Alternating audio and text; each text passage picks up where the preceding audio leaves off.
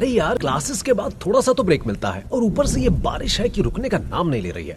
और उसमें भी तू ये क्या पढ़े जा रहा है पिछले 2 दिन से? वेद एंड ह्यूमन्स माइथोलॉजिकल फिक्शन है। इसमें क्या खास है जो तू 2 दिनों से ब्रेक के बाद इसी बुक के पीछे पड़ा है? इंडियन माइथोलॉजी में 7 इमोर्टल्स की बात की गई है, जो इस ब्रह्मांड के अंत तक हमेशा जीवित रहने वाले हैं। बस उनकी ही कहानी है ये।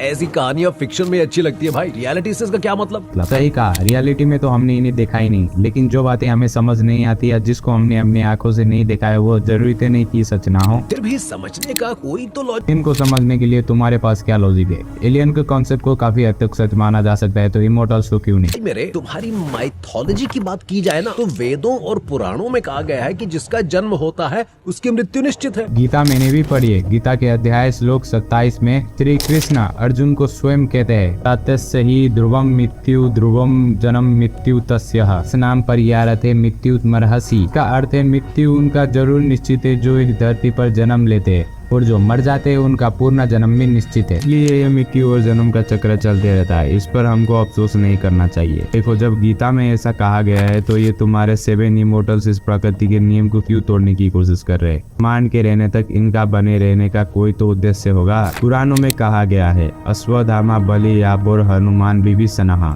बहा परशुराम नत चाय से सप्ताई चिरंजीवी नमः। अर्थात हिंदू पुराणों ग्रंथों में कहीं पर 7 तो कहीं पर 8 चिरंजीवियों का उल्लेख किया गया है जो इस ब्रह्मांड के अंत तक जीवित है। हमारे आज की कहानी सतयुग, द्वापर और त्रेता युग की इन्हीं महान योद्धाओं की कहानी है। मौत को भी मात दे चुके हैं और जो समय की सीमा से भी परे जा चुके हैं। इन चिरंजीवी की कहानी पर अगर आपको विश्वास ना हो तो जाकर पूछे पृथ्वीराज चौहान से, जो मोहम्मद गोरी के हारने के बाद जब वो जंगलों में भटक रहे थे तो उनका सामना किससे हुआ था। कोई जाके पूछे तुलसीदास से कि रामायण को रामचरित्र मानस में बदलने की क्षमता उनको किसने दी। जाके पूछे शंकर आचार्य, रामानुज आचार्य, माधव आचार्य से कि इन महान आचार्यों को वेदों का सटीक ज्ञान किसने दिया। मिला उन्हें वैदिक आश्रम के पास, किसने की इनकी सहायता जो ये तीनों लेख सके जगत प्रसिद्ध वैदिक भाष्य। और अगर जीवन और मृत्यु का चक्र को तोड़कर ये चिरंजीवी आज भी जीवित है तो इनको किसकी प्रतीक्षा है? उनकी ये प्रतीक्षा कभी समाप्त होगी या नहीं होगी? अगर होगी तो कब खत्म होगी? कहाँ है ये 7 चिरंजीवी और किस रूप में है ये? नहीं आते हमारे सामने, और जो अगर हमारे सामने आ गए तो क्या होगा? 7 चिरंजीवी की ये कहानी एनर्जी कन्वर्जेशन थ्योरी और इन्फिनिटी का रहस्य बता सकती है, जो आपको मृत्यु का संजीवनी और अमृत का महत्व समझा सकता है। चिरंजीवियों की ये कहानी युगों की प्रतीक्षा और एक दास्तान है जो सतयुग से शुरू होकर कलयुग तक खत्म होने वाली। ये पूरे कहानी में बहुत सारे सवाल जुड़े हुए हैं। सवाल ये है कि कौन है ये 7 चिरंजीवी या 7 इमोर्टल्स? अगर इनकी अस्तित्व आज भी है तो ये आखिर है कहाँ? सच में हमारे युग का यानी कलयुग का अंत होने वाला है? सच में पृथ्वी पर कल्कि का प्रलय आने वाला है? क्या यह ब्रह्मांड फिर से एक नए सिरे से नए जीवन का शुरुआत करने वाला है? और कौन है ये कल्कि, और ये कल्कि और कलिराज का रहस्य क्या है? सवाल तो आप सभी के बहुत सारे होंगे जो कि आप लोग हमें कमेंट में बता सकते हो। और अगर आपको हमारा वीडियो थोड़ा भी पसंद आया तो वीडियो को लाइक एंड चैनल को सब्सक्राइब कर दे।